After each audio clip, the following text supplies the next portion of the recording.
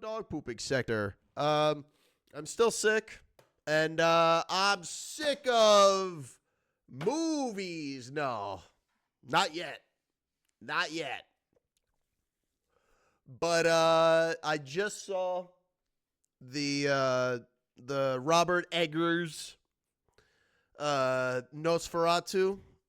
I finished yesterday, Secret Level, and I thought I would talk about the both of them a little bit.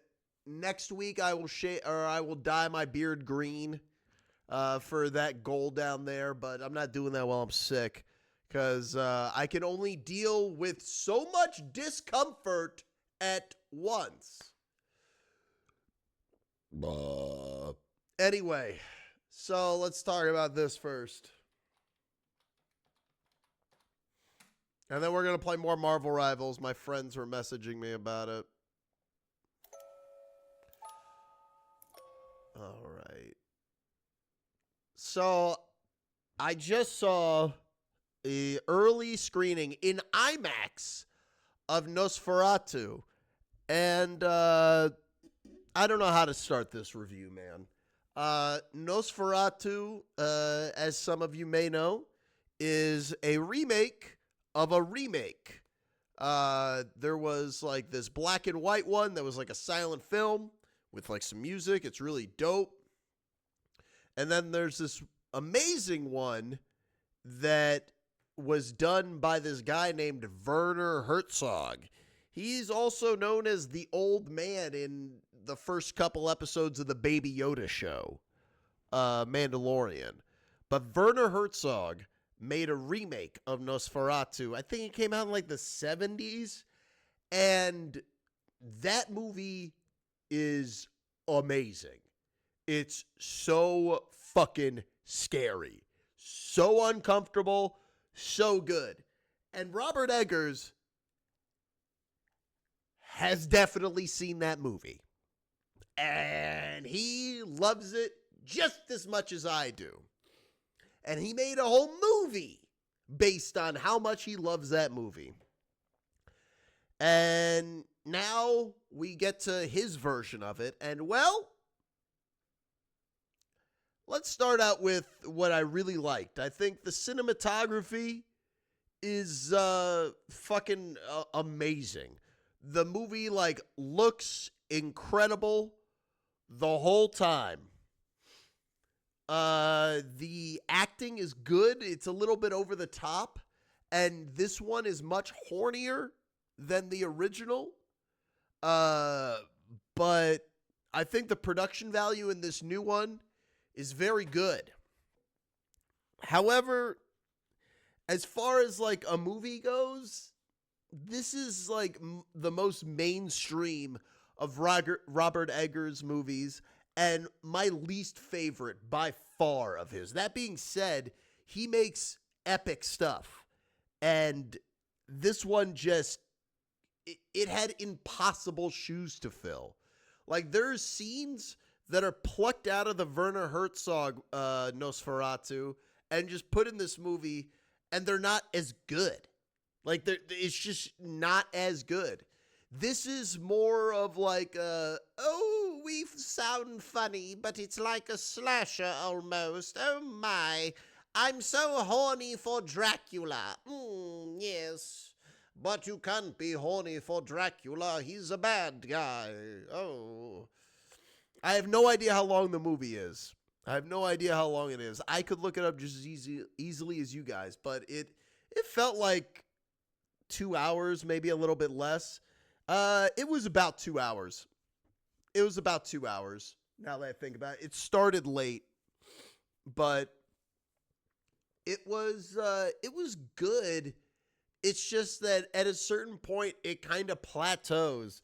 And it honestly depends on my mood, how I feel about this. Like, if I'm in a bad mood, dude, this shit is a high matinee at best, dude. But the cinematography is so excellent. And I love the effects, and I love how everything looks. Everything looked believable. So I would give it probably a low full price on that. No, No, this is nothing like Bram Stoker's Dracula. We were talking about that after the movie. Bram Stoker's Dracula is by far the horniest Dracula movie to date. This one is much more classy about it. But it's horny regardless, but it's in a good way. The fucking Bram Stoker one is like egregious to me. It's like yuck. Like I felt like I was seeing someone like in the dark jerking off, like looking at their phone. I was like, dude, can I leave the room? But the Nosferatu movie, hey man, you got this out of the way. Let's move on though. Go find older shit to remake. Like I would love to see him do a remake of The Cabinet of Caligari. I would rank maybe I would say that The Northman is still his weakest. I like this better than The Northman. I would say The Lighthouse, The Vivitch, and then Nosferatu, and then The Northman. I forgot The Northman was him. I was like, is that him? Lighthouse is by far my favorite of his. I think that this was okay. I wonder how audiences are going to respond to this. You would have thought that we were at a goth club seeing the line go out the door. But it was, I think that it's a crowd pleaser for people who like schlocky horror. I don't know how they're going to feel about this, man. Because it is trying to be, it's taking itself very seriously, and it doesn't have a whole lot of like, it's got some gross stuff in it, and some jump scares, a lot of jump scares. But I was, as I said in my TikTok video, I was wholly unmoved by this. How is Bill? Whatever. I thought like he's fine, but like he's pretty one note.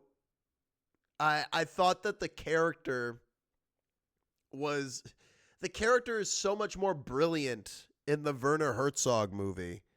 And in this one, like he just the whole time he's just like, yo, this guy is fucked up. Like in the Werner Herzog one, it's much more elegant. It's much more mysterious and scary. This one, it's like, this guy is a monster, dude. And they hide him in the shadows a lot.